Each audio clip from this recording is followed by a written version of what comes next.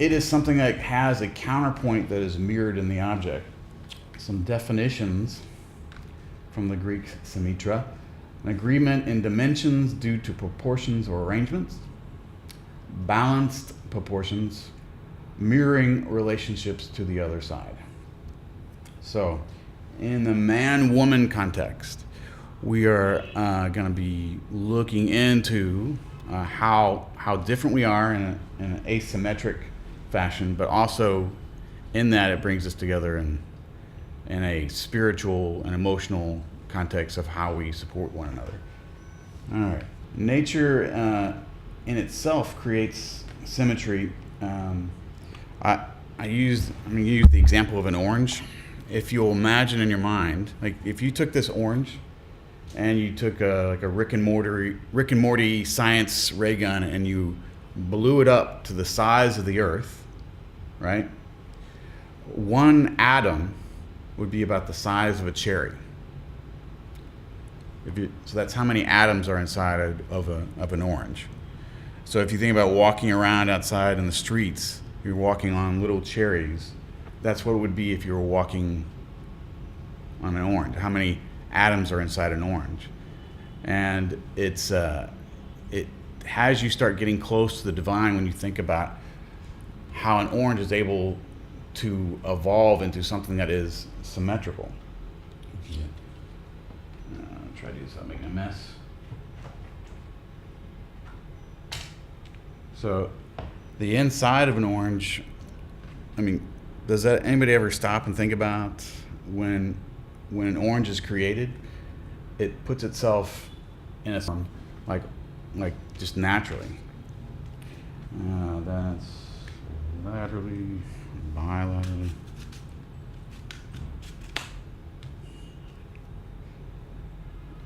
Each half.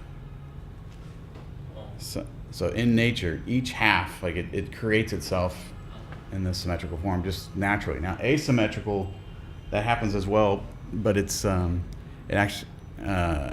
actually creates its own beauty because it's actually something separate. And it turns out that the world, the universe kind of turns to the right. If it's asymmetrical, it immediately starts turning to the right. If you're dealing with a heart, it'll start twisting to the right. When we look at faces, by the way, this is my son, my son Ian, and he has a fairly symmetrical face, and that would be what you would call somebody who is beautiful. And then you have examples of, anybody know who these two people are? Yeah, that's right. Julia Roberts, considered one of the most beautiful people in the world. Her face, if you put a mirror up to it, their face almost looks exactly the same on either side of the mirror. And the man to her right in this picture is her husband at the time. His name was Lyle Levitt, and he is considered one of the most ugly guys on earth. His face is asymmetric. If you look at his chin, like one side of his chin is down. His ears, if it was a frontal, you could see his ears were askew. So it was an interesting matchup with these two. In art and photography, we go for symmetric. We try to center things. Again, this is another picture of my kids, my daughter, when she was 6. All right. And we as humans, we are externally what's called bilateral. Bilateral symmetry is all about movement. And in the context of the physical world, we are anything that's bilateral has an equal number of digits on either side going down the center line. It allows for things to go forward or to repel back, to go towards food or to run away from some other things. Interestingly, we are only symmetric on the outside, except in a couple of instances, which is the kidneys and the brain. The brain is the only item that's clearly has two hemispheres, that are bilateral. heart is like love, right? But inside our own chest organ, it's like asymmetric, like most all other organs. Anybody know this symbol? What this means? A Da Vinci Code, and it goes into this. In Christian mythology, they have a thing called the Holy Grail, and if you ever read that book, which is somewhat historically true, this represents man and woman. The upper triangle is the female, and the lower triangle is the man, and like perfectly symmetric in their interactions. Okay, the perfect differences. Man and woman relationships have been over time, since pretty much the invention of the marriage about 12,000 years ago, have been a point of turmoil. It's as if like both man and woman were dropped down to earth, perfect, but with no instruction manual. My training is is about learning the master game, how to interact with one another, so that it brings about the most amount of joy. I also go into symmetrical thought and how to bring about that. So let me touch on that a little bit. So I'm writing a book called Emotional Communication. The idea is that when we have a feeling, like when you go into an interaction with somebody and then you don't know this person, and right away they're like, I'm so angry at you, and you get the really tight stomach feeling. A lot of times we misunderstand that. There's like an old saying, don't take it personally, but when somebody's like in your face and screaming at you, and you're a complete stranger and you feel that feeling, what that is an emotional communication. And what's taking place is, when I worked with emotionally disturbed kids, it's a game called Feel What I Feel. So when we talk with words, we try to create the same image in somebody else's mind to create a symmetrical thought. But when it's an emotion, we have what's called mirror neurons. They found out in Italy, they had this MRI in Italy. They were doing a test on monkeys, and they were in between tests, and one of the monkeys reached over and it was eating a nut, and they would map how the monkey, what took place in the monkey's mind when it ate a nut. And so they stopped that experiment, and then one of the lab people came in, not part of the experiment, grabbed a nut and ate it, and the monkey watched this, and the brain lit up as if it was eating the nut. So just by watching it. So this is what they call like an empathetic response. If you have babies in the same room, you have like 3 babies like born right away, if one baby starts to cry, it'll trigger all 3 babies to go into distress, and they don't even know why.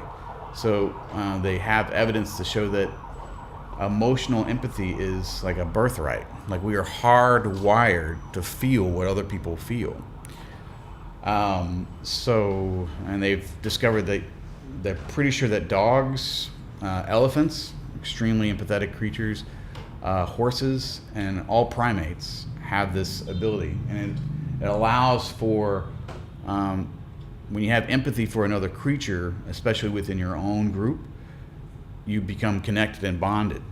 And since we've disconnected from like the hunter-gatherer living period, and we've gone into ownership and compartmentalizing things, we've lost the understanding that empathy is a natural form of feeling. And when somebody's upset and they start freaking out, upset about something, that's when, if you can step back and look at what's taking place in your mind.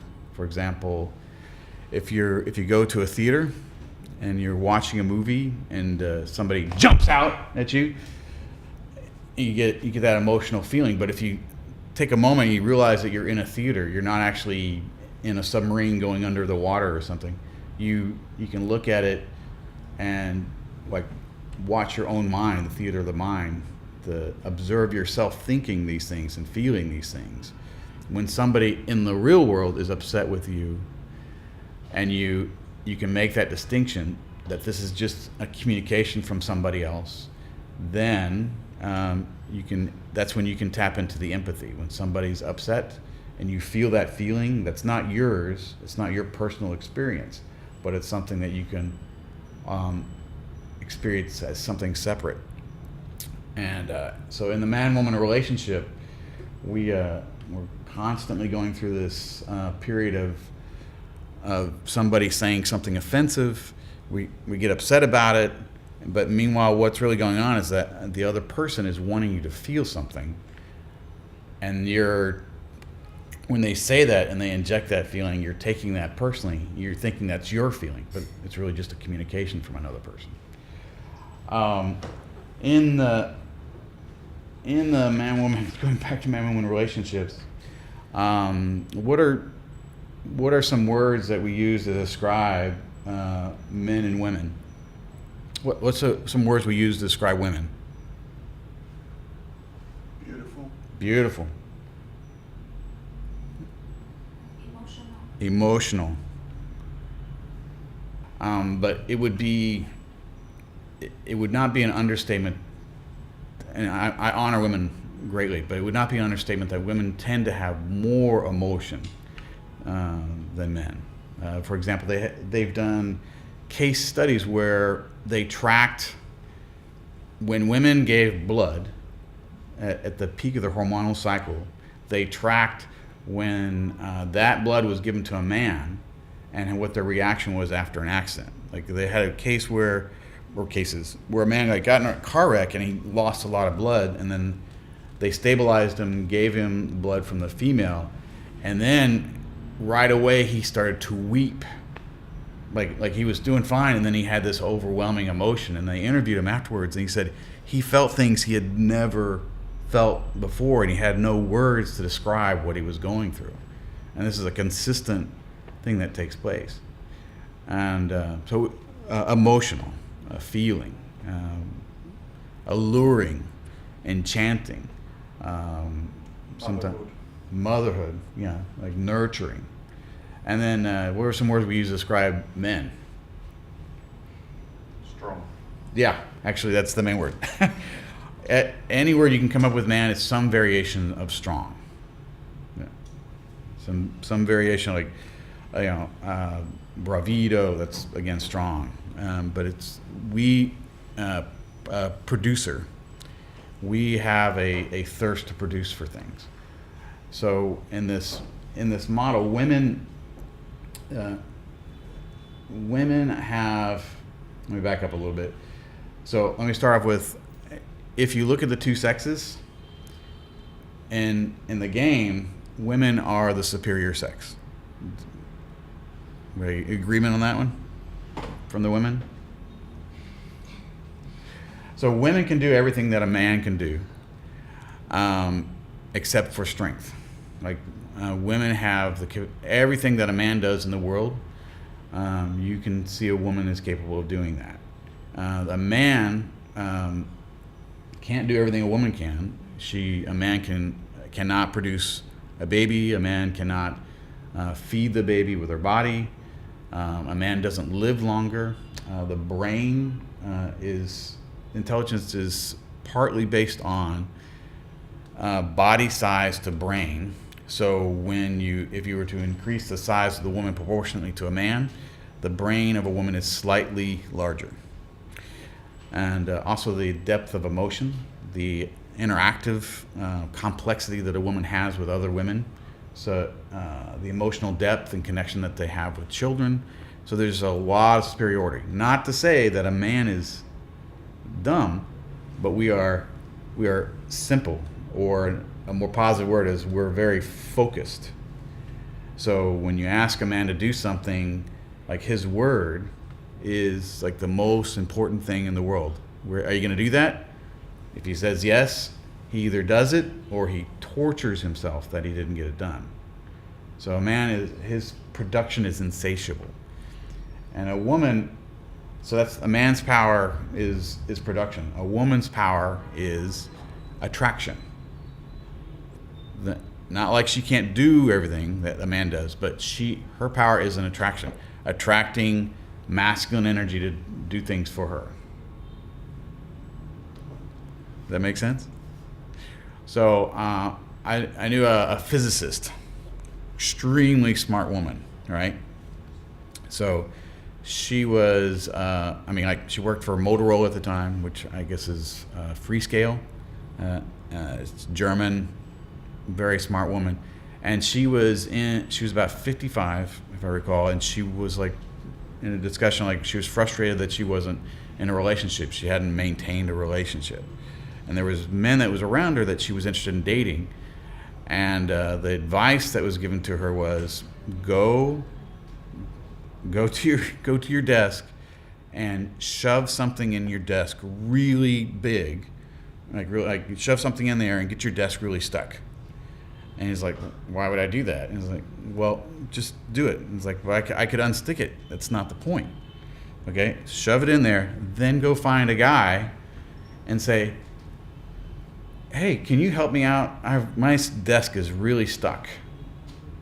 And a guy, all men are like, yeah, I'll do it. Yeah, sure. And he goes over and after about 5 minutes, he gets it unstuck. And she's like, oh, thank you very much. Like one of the smartest people in the room wherever she went. But she got the guy to do something for her. And he felt great. He was like extremely happy that he did something for her. And then they started dating right after that. She gave him something to do. So the idea is that if a woman hangs up her order or makes her request, and then men will fulfill on that.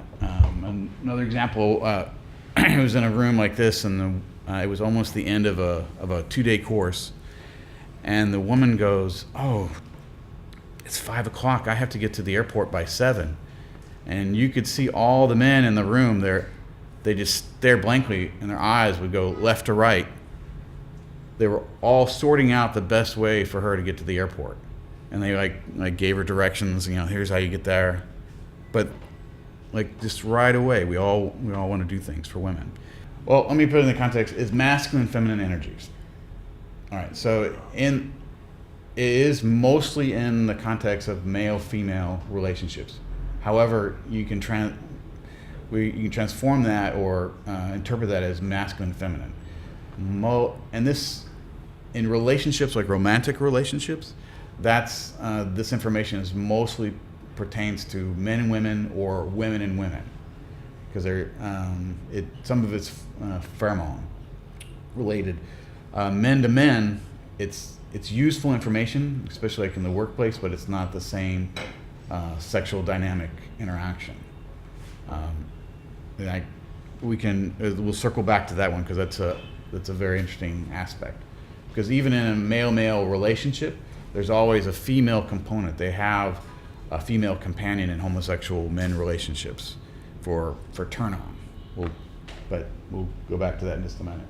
In a man-woman relationship, the idea is getting yours in the giving. So two halves, getting their most fulfillment, their most turn on, the most pleasure in giving to the other person. Not an equal, not like I'll do this if you do that. The dynamic's not that. For the master game of man-woman relationship, for a symmetrical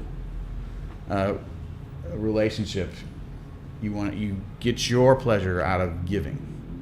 And then if something pleasurable comes back, great. That it also interacts with the total polarity of man-woman. It's not about being a victim. There's no rights in the relationship. You don't have a right. You just have a responsibility. Let's see. Any questions about what I've said so far? Any agreement? You have agreement? Okay. Let's skip through some of this. All right. So we'll talk about who men are for a moment. Again, they're single-minded. Men are logical. We like to be logical in the way we approach things. We are success junkies. We love to have success. Why do men watch football or American football? I don't know. I don't either. Yeah, I watch like a wrestling or boxing or even races. But women too. But like one of the things we like is like have success. It's like doesn't have to be our team, but somebody won. And like we're like, ooh, we love it. Or when we start to do something, we love to have some sort of outcome. Like the guy that opened up the desk, we are filled with joy when we have done something like that.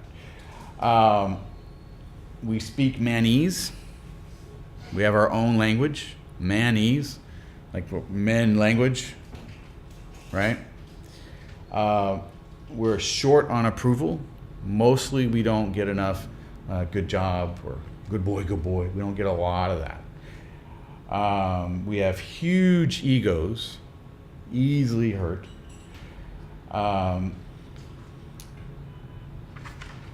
Let's see. Why?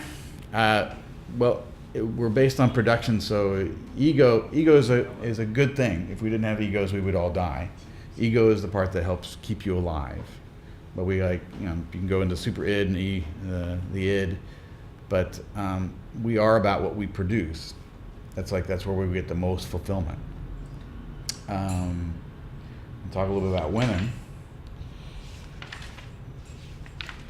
Okay, so woo, as in woman, comes from the Greek, the devil. Not that women are evil, but that they scare the shit out of men. And also, like when I speak a truth about a woman, typically there's laughter in the room. So when women are random, they also have logic. They have access to logic, but they also have access to randomity. Men, Elvis. Anybody know who Elvis is? Elvis Presley. Yeah. He was known one time for a period of like 3 months. He ate the same dish every night. It was chicken fried steak with mashed potatoes and gravy. Same thing every night. That's what he wanted. And he knew what he liked. If a man and woman go to a restaurant, typically the man knows what he likes and he orders it. But the woman half the time will order, ooh, this looks interesting. And sometimes they get they're like, oh, that was great. And sometimes they're disappointed. But it's the randomity of like they want something interesting or they want something else. It's been said that the human race would still be living in caves and basic huts if it wasn't for women and their desires. Men, we're like, oh, this is a good cave, draw like, this deer, I killed deer, I did, me, success. And the women are like, I don't know about this cave. Maybe a house, maybe a road to the house, a road that leads to a store. It was women's desires that pulled us out of that.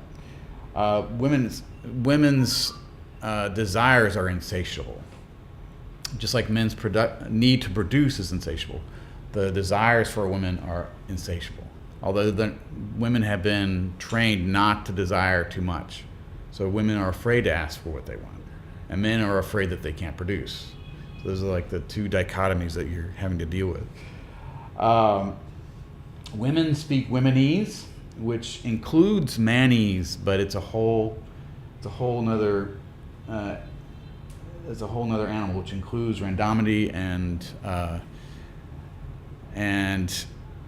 it can be simple. But if you're in a room, and there's a discussion taking place with women, it will start off with shoes, like my kids' shoes aren't working, and then it will transform into the new supermarket, and then it will go into the democratic movement, and then you'll see it just spring loads in different directions, and then it'll come back to shoes, and you see a guy sitting there in this, like one man amongst women, they cannot keep up with the conversation. With men, we discuss something and then we pretty much stick with it or come back to topic. Does that ring true? And if you're in a room full of men, all men are just sitting there, and a woman walks into the room, you can videotape and you'll see the men all will literally sit up and have better posture right away. And then, but if it's a room full of women and one man walks in, there's very little change in the dynamic, because that has to do with like women call, men respond. The presence of a woman actually enlivens the masculine energy. So like dogs, I love dogs. Three dogs. If they're you can just turn on the lights, I think, at this point, or you can turn the lights on, if that's okay with the camera. Yeah, if you finished. Yeah. So if you have like three really old dogs, all male dogs, like almost dead, right? Not even shushing the flies off. And then you have a female dog come in, and she's in heat. She's ready to reproduce. And she will go and smell the nose of each dog and then walk off. All three dogs will jump up and start to fight, because that's the turn on that women provide. They've analyzed case studies of prisons and prison islands. So in prisons, there's a lot of violence that takes place, and if you're familiar with that. So, but there's not a whole lot of presence of women. But in prisons they have visitation, and again, this is not pointing towards women trying to create or causing violence, but it does create energy. When a woman comes to a prison or sends a letter with her scent on it, it enlivens men. In fact, in prisons where they have visitation, the incidence of homosexuality goes up because men are turned on and they have to have some sort of release. On locations they've had penal colonies where there was no contacts, that's where they had them on an island. They put them in, it was only men. A lot of the violence went down. There was very little fighting. They had a case in World War II where they had a destroyer go down in the Pacific Ocean, and they were stranded on an island by themselves for 3 months. After the first 2 weeks, all fighting and all like previous homosexual activity that was taking place, and the numbers are kind of, it's hard to get the right numbers, but somewhere between 10 and 30% of men during the Navy time might have some homosexual activity. I won't debate that. I'm just saying that's what the surveys are from the Navy. But once they were on the island by themselves after 2 weeks, all that stopped. All the fighting stopped. They built huts. They made hammocks. They played volleyball, and that's all they did for the 3 months while they were waiting to be rescued. So like everything kind of dumbs down. Everything gets very quiet. So the presence of a woman helps energize. And it turns will calm down. The presence of the woman helps energize. And then amongst women, if a man is with a woman, actually the man will drain her batteries. Like if you're only with a guy for a long period of time, it'll actually drain the woman a bit, and then she has to have interaction with other women to charge their batteries back up. Does that sound true? Because? Well, they have women are pheromonically speaking, they have turn on, is the way you put it. There's a term. I only use this in this one, but it's one context. So amongst the homosexual community, we have full respect, but within their own ranks, they have a term called fag hag. Okay, I don't ever use that word except in that. And what that refers to is that like a male couple or a group of homosexual men will actually have a female that they bring in their fold, and they go and do things because pheromonically speaking, a man cannot turn on another man. They have to have the presence of a woman. They don't have to be in the room or anything. And homosexual men are not attracted to women, but they need the turn on from women. So in a relationship, if you have a woman, a good woman, we'll say a good woman, she will use that turn on in a man's life to bring about great production and produce. So, let's see. Women like to introduce disorder. Women do not require efficiency. If it's fun, then why hurry? Logic and reason are less than everything. Is less than everything else. A man has to ignore a lot of the world. The complexity of women women are complex in comparison to men. One of the greats, I just saw the other day a movie preview for a movie that was it's called How to Train Your Man from 2017. Have you anybody seen this? And this goes back to there's a man called Victor Bianco. Back in the 70s, he started this very interesting commune called Moore University in California. And he was a genius in man-woman relationships. And he started with, how do we get the most joy out of life? And he got these people together, and they figured out it was the women. And the more joy that you can give a woman, then the joy in your life came back. So, where was I going with that?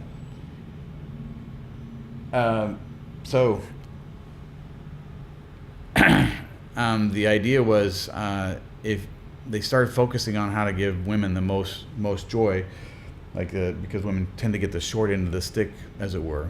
They started doing all these investigations on what's bring about the most sensuality, how to get to that point. Most of it was in conversation, and they were examining what the differences are between men and women. And I've forgotten where I was headed with that conversation.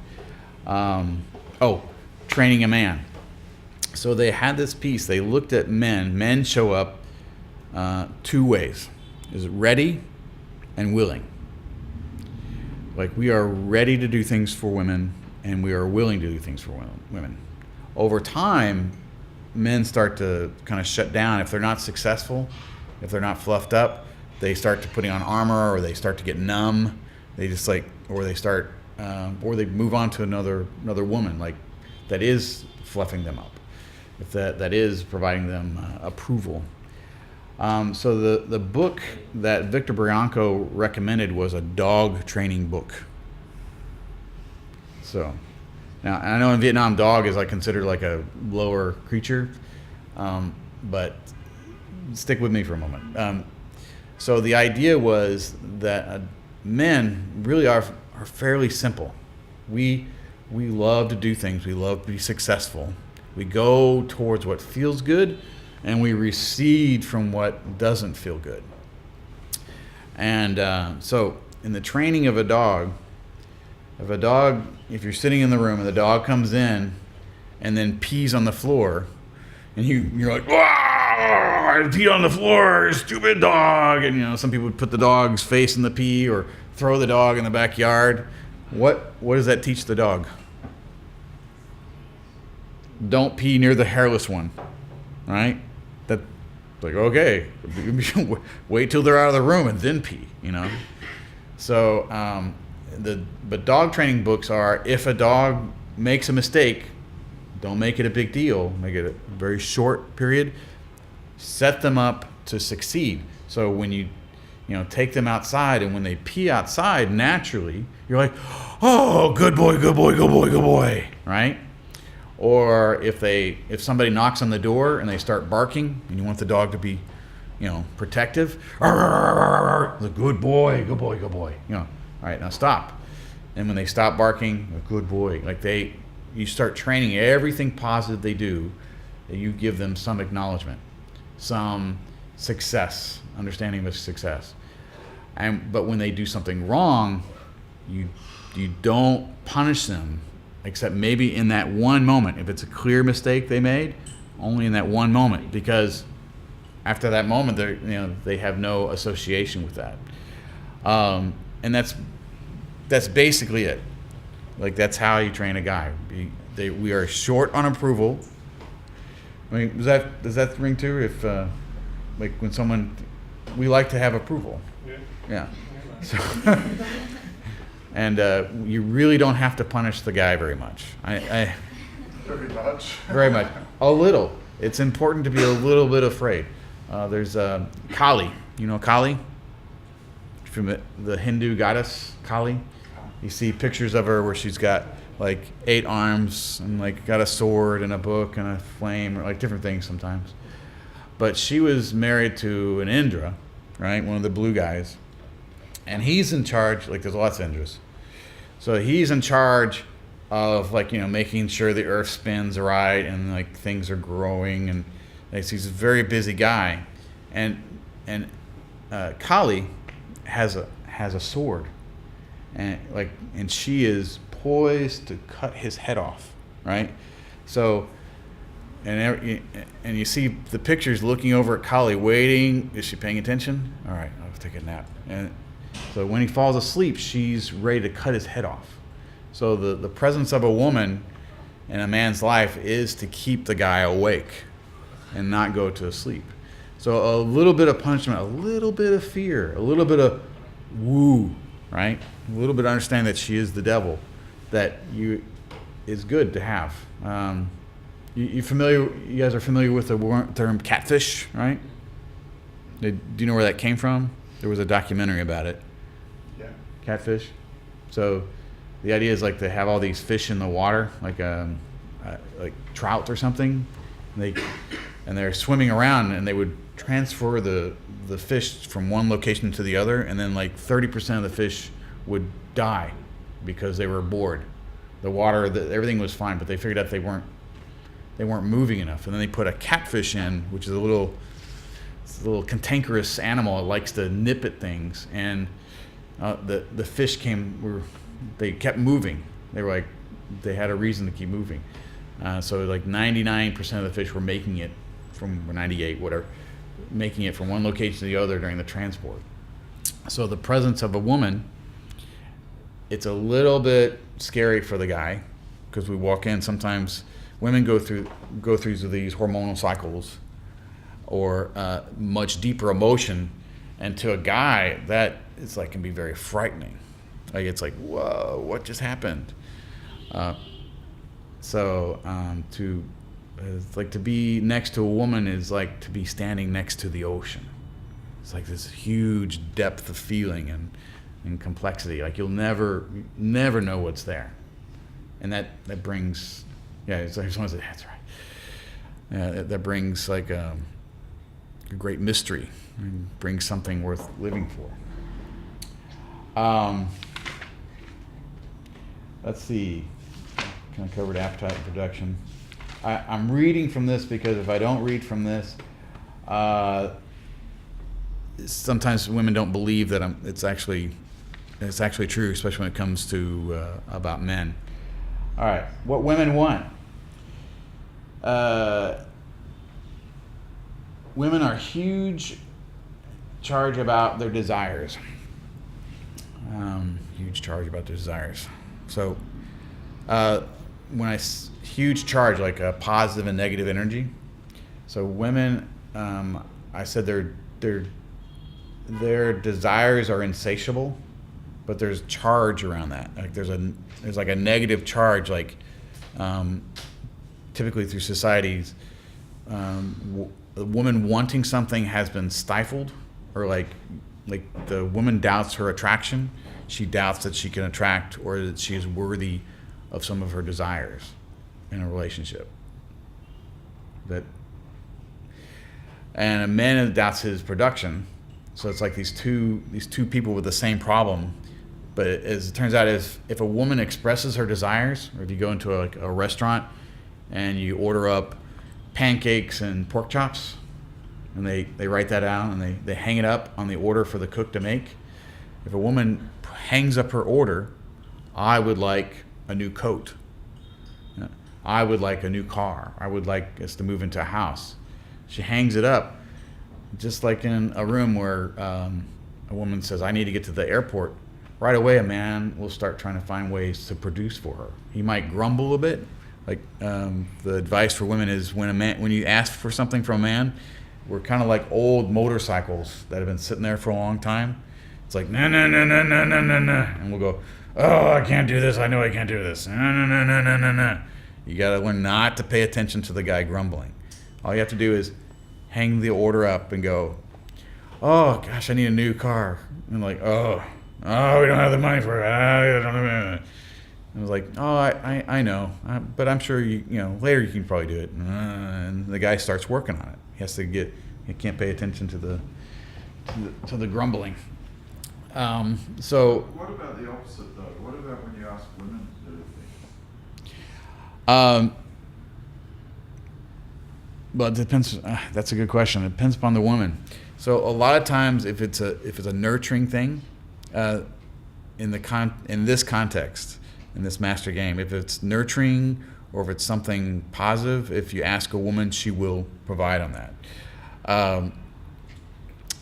In marriage, or in a committed relationship, that's probably more the direction we're going as a society.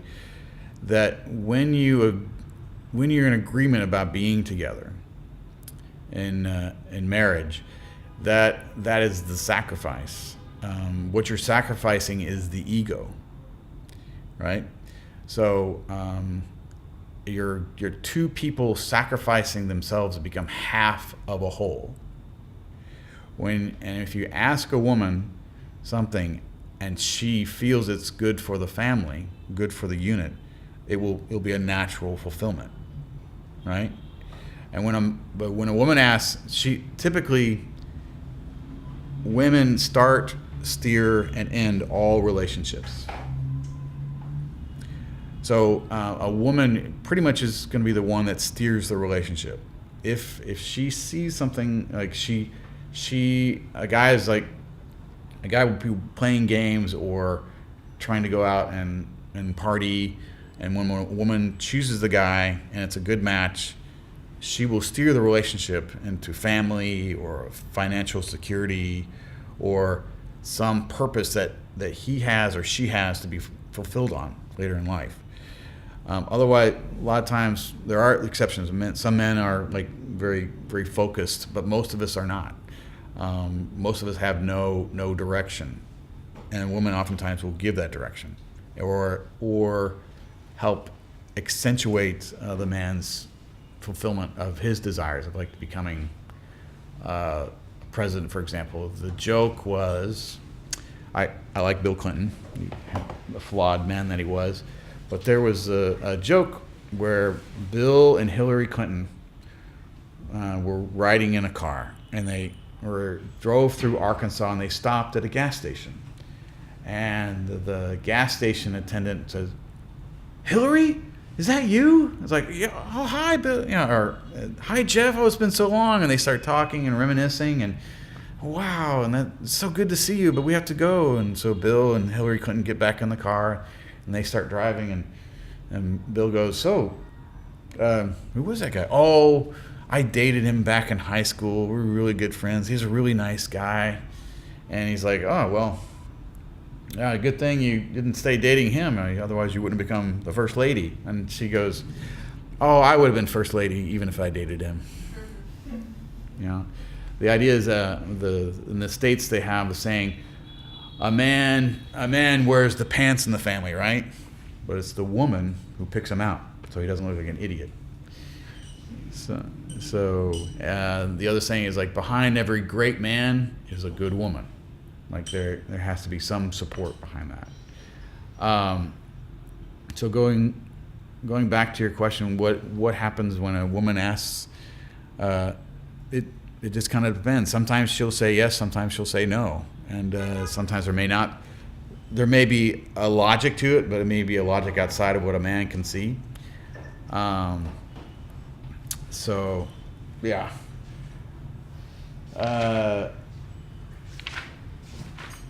Women and anger. Let's go over that.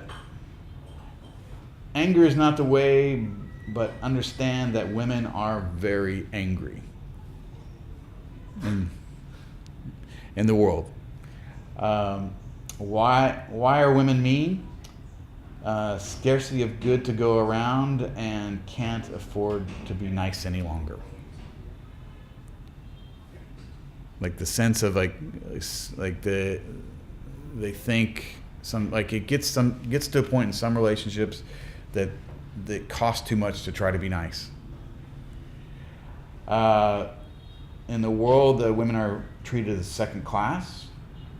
The meanest thing that a woman can do is not give him any reality that they are mean. So, for example, like I'm going to walk into dangerous territory. There's a person in the room that is probably going to get angry later. So, for example, there's a really wonderful woman I was with, and we go home, and like she'd be on the back of the motorcycle, and usually she'd like hug me and be like, and she was like holding the back, like not touching me at all on the bike, and I was like, is something wrong? No, nothing's wrong. Okay.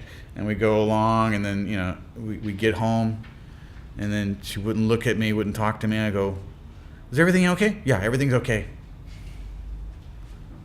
Okay. Is there something you want to talk about? No, nothing to talk about. And like, so that will drive a guy crazy. Like if a guy is like, you can feel something's not going on. That's like the craziest, meanest thing to do. In symmetrical thinking, going back to reality and fantasy, or reality and craziness. If you have a thought in your mind, that can be crazy or that can be real. It's when you say, hey, am I wearing a white shirt? And I ask him, yeah, you're wearing a white shirt. It's like, oh, okay, that's reality. But if I go, is this shirt white? And the woman says, no, it's black. Like you start going, am I crazy? Yeah, no, you're not crazy. But what? No, it's a black shirt. That'll drive. That's the reality. If you have a symmetrical thinking, if you go back to emotional communication, and like if someone was yelling at you, and you go, are you angry at me? No, I'm not angry at you. And you're like, golly, what's that feeling? That'll drive you insane. You feel knotted up. Typically, women speak in subtle innuendos, and so we don't always, as men, we don't always pick up on that. In a very intelligent way, men are very dumb when it comes to perception of emotions. So this, and there's lots of ways to interpret that. One piece is that, again, women are capable of both. Like everything that a man can do, a woman can do, and women are very strong. But in physical strength, that's the only place that they lack. To survive in the world, you have to have production. If the male is not producing, or if the male is not masculine, she will create that for herself. And a lot of times, if the guy is not being, we can go in a lot of different directions, but in some cases where relationships end, if the guy is not maturing to be a masculine producer in the relationship, and the agreement is that she is feminine, he is masculine, but he is not producing, like he is not being the stable piece, she won't have use for him. If he's not fulfilling on things, she won't have use for him, and then she will become masculine. Now, this can be as a result of her dynamic, or it could be his.